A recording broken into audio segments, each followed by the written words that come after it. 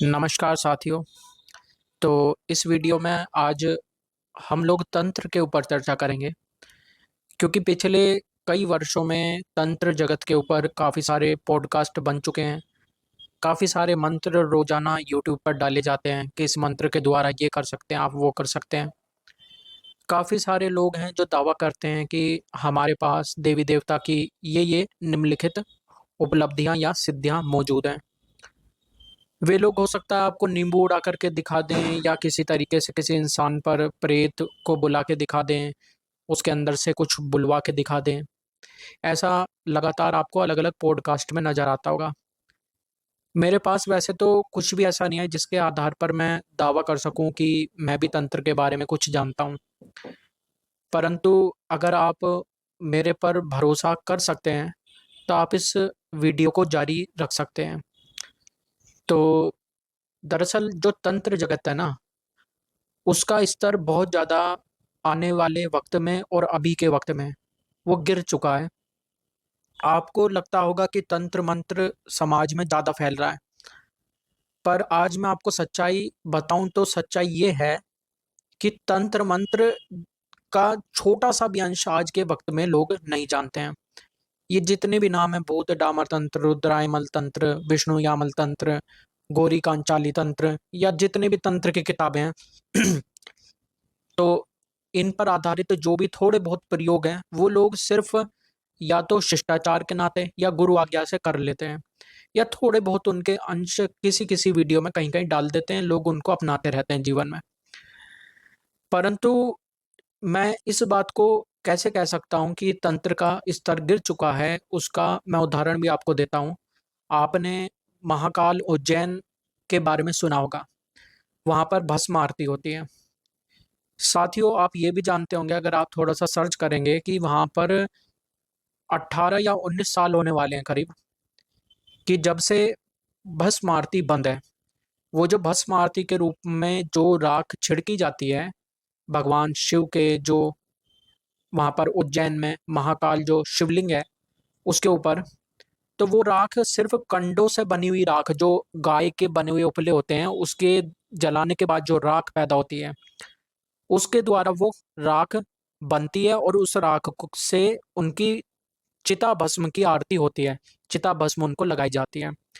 इसके ऊपर आपको कुछ कहानियाँ भी मिल जाएँगी, लेकिन जो ओघड़ हैं या अघोरी समाज से जो लोग जुड़े हुए हैं, जिनसे मेरा संपर्क है, उनका कहना है कि वे सभी कहानी मनगढ़ंत है। वे कहानियाँ मतलब झूठी हैं।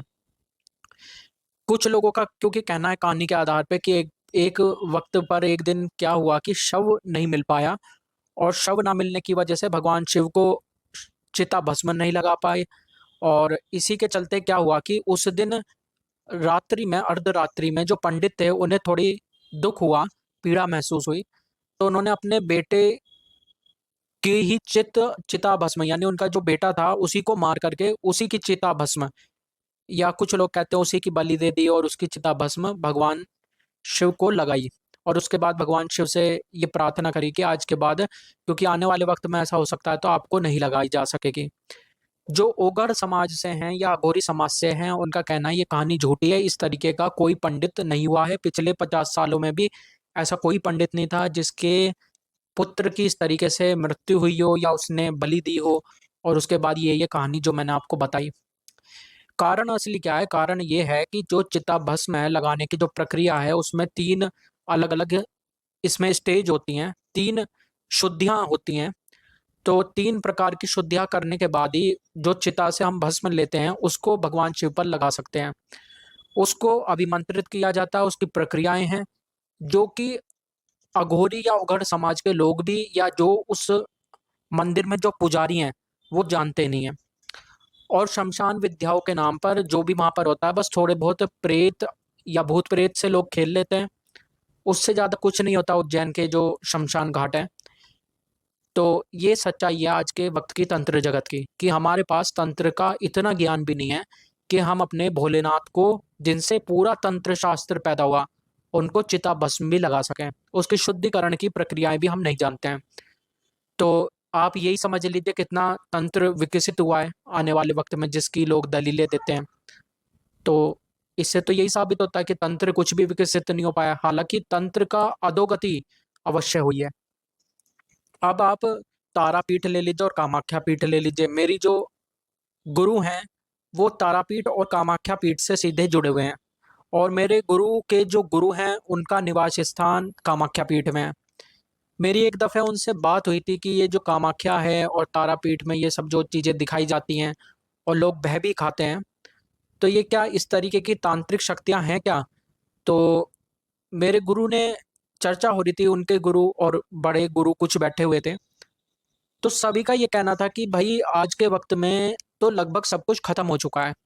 आज वहाँ पर आपको ढोंगी अधिक मिलेंगे।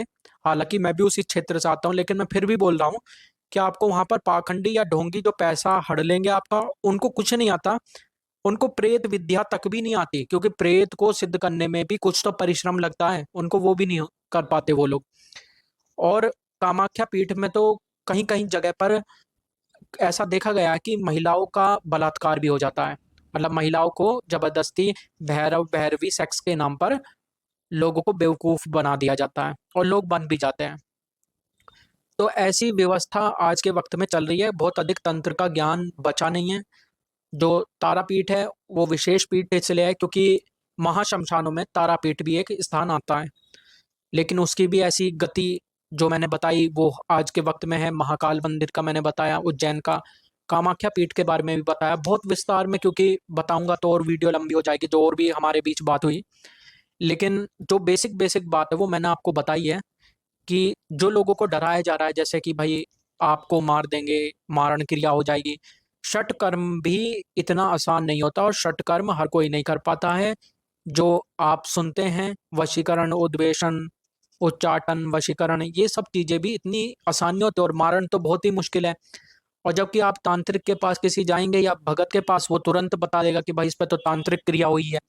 ये बिल्कुल ऐसे ही है जैसे आप किसी डॉक्टर के पास जाते हैं और वो अगर पैसा लेना आपसे अधिक चाहता है, तो वो थोड़ी-सी एक फुंसी को भी कैंसर बता सकता है और आपसे पैसे ले सकता है सर्जरी करके।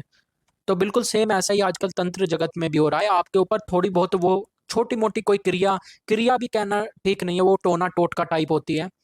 अब वो आपके ऊपर हो जाती है और आप सोचते हैं कि हमारे ऊपर बहुत बड़ी कोई क्रिया हो गई है, जबकि वो क्रिया वगैरह कुछ होती नहीं है। और ज़्यादातर जो लोग हैं, वो प्रेत आदि जो सिद्ध किए हुए होते हैं उनके छोटे-मोटे, उनको ही वो काली को पकड़ लिया है, शमशान काली को पकड़ लिया, ये कर लिया, वो कर लिया, ये सब नाम वो ले रहे होते हैं। और इन्हीं चक्करों में आज माता काली बदनाम भी हैं। जबकि काली जो है, शमशान काली भी जो हैं, उनको नियंत्रित करना इतना आसान नहीं है। शमशान काली कोई प्रेतनी या डायन, इस तरीके की विद्या, इस तरीके की शक्ति नहीं है कि आप किसी के ऊपर छोड़ देंगे।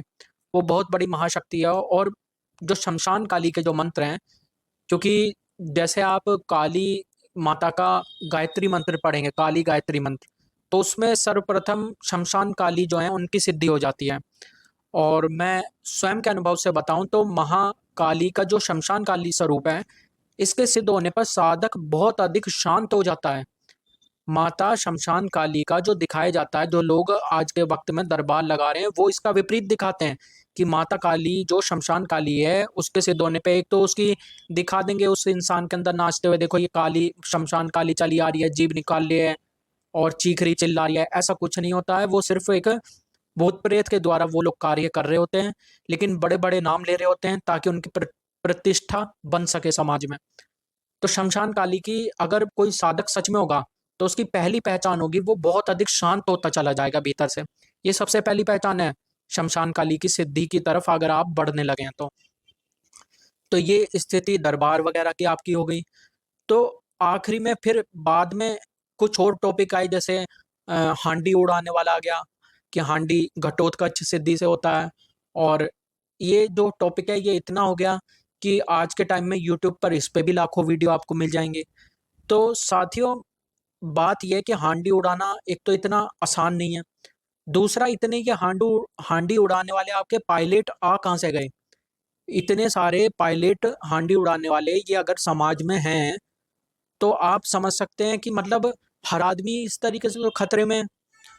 तो ये हांडी वगैरह उड़ाना भी कोई इतना आसान नहीं है, और इतने ही अगर भाई ये हांडी-वांडी उड़ाना और घर तक पहुँचाना जानते हैं, तो भाई कोरियर ही पहुँचा दिया करो, हांडी-वांडी पहुँचाने से क्या होगा? तो ये सब जो है समाज को एक गलत दिशा में या तंत्र का आदमी के अंदर डर पैदा करके पैसा खींचने की एक तरकीब निकाली गई है। तंत्र उतना फैला हुआ है नहीं, तंत्र मंत्र ये छोटे मोटे टोटकों का प्रभाव है। बाकी इंसान जब डर जाता है तो उनका ये प्रभाव बढ़ चढ़ के आप में नजर आता है, और कुछ उसमें नहीं होता ज्यादा। जितने भी योनियां हैं, काफी सारी योनियों की वीडियो मैंने कैसे सिद्ध होती है, क्या उनके लक्षण होते हैं, मैंने अपने चैनल पे भी डाला हुआ है। आप हो सकता है मन करे तो देख लीजिएगा, नहीं तो आपका वक्त ज्यादा कीमती है, इन चीजों में वक्त जाया करके वैसे भी कोई बहुत फायदा है नहीं। तो मेरा तो यही कहना है कि आप जितने भी पढ़े लिखे लोग हैं या जो भी लोग थोड़ा भी समझते हैं, वो इन सब चीज़ों में अपना पैसा बहुत अधिक वेस्ट ना करें। थोड़ा बहुत जो तंत्र में है वो हल्का फुल्का चल रहा है, वो आपको जो दीक्षित गुरु हैं वो आपको दे सकते हैं, पर वो भी आपसे वचन ले लेंगे कि आप किसी का समाज में बुरा और भला दोनों में से कुछ भी नहीं कर सकते हैं। ना तो आप किसी का भला कर सकते, ना ही बुरा कर सकते। दोनों वचन होते हैं। एक वचन कौन-कौन से सच्चे गुरु लेते हैं, उस पे मैंने वीडियो डाली हुई भी है। तो इस प्रकार से मैं यहाँ पर यही एक बात कहना चाहता था, क्योंकि दिवाली के दौरान बहुत ज़्यादा बढ़ जाती हैं ये सब घटनाएँ, कि लोग डरने लगते हैं स्वयं से ही कि हमारे ऊपर कहीं व्यभिचार कोई ना कर दे, तंत्र-मंत्र ना कर दे। अरे भाई, इतनी तंत्र-मंत्र की दीक्षा और इस तरीके का ज्ञान लोगों में नहीं है, जो लोग आपको डरा रहे हैं। इतना बड़ा कोई तांत्रिक इस दुनिया में नहीं बैठा हुआ है। मेरा खुद का एक और पिछली दिवाली का ये अनुभव है। कोई तांत्रिक जो कि मेरे कुछ साथी थे, साथ में पढ़ते थे, मतलब दोस्त थे, तो उन्होंने ईर्ष्यावश कई बार मेरे ऊपर तंत्र प्रयोग करवाया है। उसमें से आखिरी दफ़े जिस तांत्रिक से उन्होंने करवाया था, उन वो दिवाली पर उसने किया था, तो मुझे उसके बारे में पता चल गया था। तो उसमें वो इतना परेशान हो गया था कि वो देवी माता से शिकायत ही कर दिया कि इसको इतनी सिद्धियाँ क्यों आपने प्रदान कर दी। तो इस तरीके की घटना भी हो जाती है कई बार साधना जगत में जब हम करते हैं। जबकि आपको मैं सच्चाई बताऊँ, मेरे पास कोई मंत्रों की कोई सिद्धि नहीं है, और कोई मेरा कुंडलिनी शक्ति भी जागृत होगी, नहीं होगी, ना मैंने कभी चक्र कितने जागृत हुए, ना परवाह करी। हाँ, सिर्फ़ माँ काली की भक्ति करी है, और वो भी अपने स्वार्थवश करी है मैंने। उसमें भी मेरे मन में कोई ये नहीं था कि निस्वार्थ भक्ति करी है। भगवान भैरव और माँ काली की मैंने भक्ति करी है, अपने स्वार्थ के लिए करी है, ताकि मैं जीवन में कुछ बेहतर कम समस्याएँ और जीवन में कुछ बेहतर एक स्थिति में आ सकूँ। तो इस तरीके से स्वार्थ के साथ पूजा करने पर भी देखो, मेरे ऊपर कोई व्यभिचार नहीं काम कर पाया।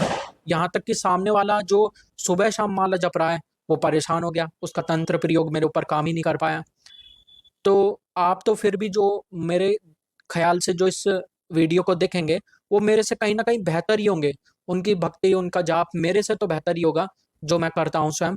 तो आप यही समझ लीजिए कि भाई, जब मेरे पे नहीं हो पाया तो आप लोगों पे तो क्यों ही होगा।